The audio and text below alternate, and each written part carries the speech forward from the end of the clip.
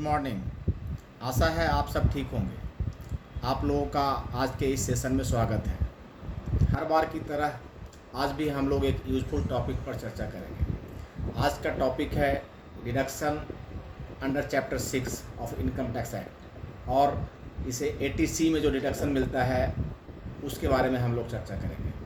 आज केवल इंडिविजुअल के ऊपर एप्लीकेबल डिडक्शंस की ही चर्चा करेंगे।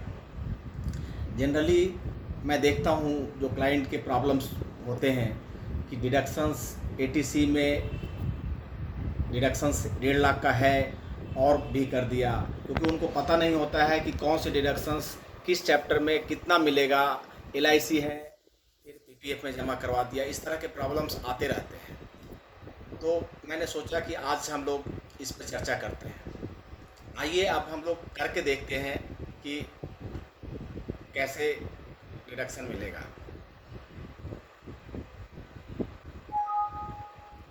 देखिए, एक सेक्शन है एटीसी। एटीसी में पूरा 1.5 लाख ले सकते हैं आप। इसके अंदर कौन कौन सा हेड है, किस किस में आप इन्वेस्ट कर सकते हैं, मैं ये एक बार दिखाता हूँ आपको। सुकन्या समृद्धि अकाउंट में आप जमा करवा सकते हैं, लाइफ इंश्योरेंस का प्रीमियम दे सकते हैं, contribution to recognise provident fund है, पब्लिक प्रोविडेंट फंड में दे सकते हैं, स्टैट्यूटरी प्रोविडेंट फंड में दे सकते हैं। इसके अलावा आपका सुपरन्यूएशन फंड में दे सकते हैं, स्पेसिफाइड सिक्योरिटीज़ कुछ है, एनएससी में दे सकते हैं, यूनिट लिंक्ड इंश्योरेंस प्लान में आप इन्वेस्ट कर सकते हैं, एन्युटी प्लान में इन्वेस्ट कर सकते हैं, म्यूचुअल फंड में इन्वेस्ट कर सकते हैं।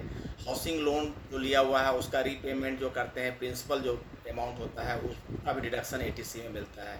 ट्यूशन फीस जो बच्चे का होता है वो 2 बच्चों का मिलता है। स्टैम्प ड्यूटी अगर हम प्रॉपर्टी खरीदते हैं और उसमें जो स्टैम्प ड्यूटी पे करते हैं वो भी इसमें क्वालिफाई करता है।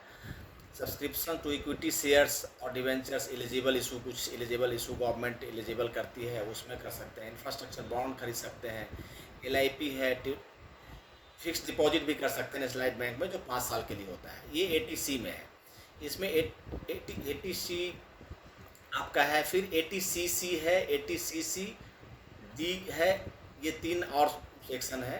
Contribution to pension fund, employer contribution towards NPS, employees contribution towards NPS, individual contribution towards NPF. अगर उसमें पूरा 1.5 लाख नहीं हुआ है तो इसमें भी आप करेंगे तो ये अमाउंट भी 1.5 लाख के लिए एलिजिबल होता है। टोटल ये 3-4 जो बताया, ये चारों हेड में आप 1.5 लाख तक का कर सकते हैं।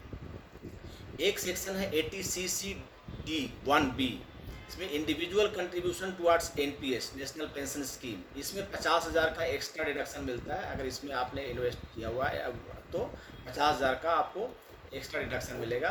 मतलब 1.5 लाख और इस 50,000 को मिला के 2 लाख का आप डिडक्शन ले सकते हैं।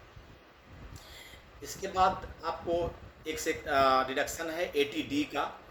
एटीडी में मेडिकल इंश्योरेंस प्रीमियम के लिए डिडक्शन मिलता है। इसमें भी एक अपना इंश्योरेंस करवा सकते हैं, अपने बच्चों का, अपनी वाइफ का इंश्योरेंस करवा सकते हैं। इसके लिए मैक्सिमम 25,000 मिलता है। आप अपने पेरेंट्स का भी अगर इंश्योरेंस आपने लिया है तो 25,000 मिलेगा।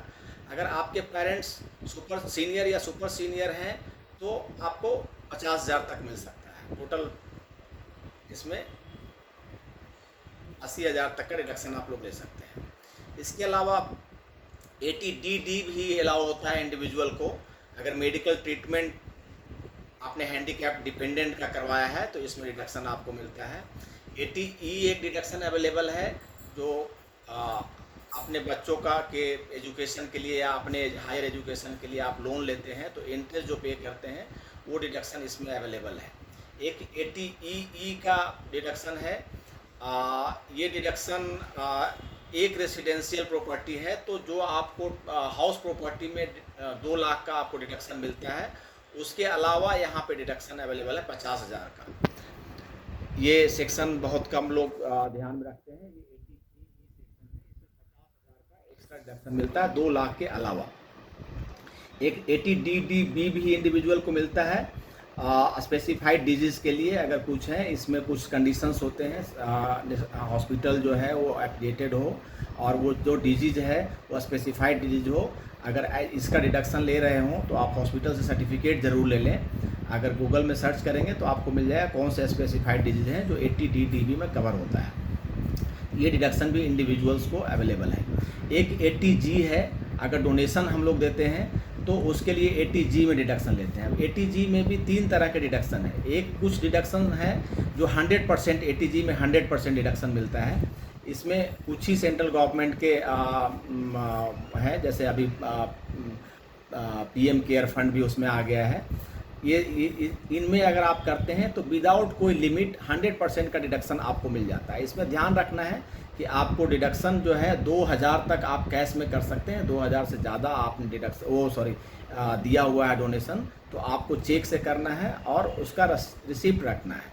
दूसरा डिडक्शन है ATG 50% मिलता है। एक ATG 100% भी मिलता है, ये 50% है। इसमें भी कोई कंडीशंस नहीं है, 50% मिल जाएगा। ये भी गवर्नमेंट के कुछ ट्रस्ट हैं जो स्पेसिफाइड किए हुए हैं, उसमें जैसे राजीव गांधी फाउंडेशन है, इंदिरा गांधी मेमोरियल है, ऐसे। फिर तीसरा तरह का होता है कि 100% मिलेगा subject to 10% of total adjusted income, उसमें लिमिट है। एक चौथा तरह का होता है 50% मिलता है और 10% ऑफ एडजस्टेड इनकम।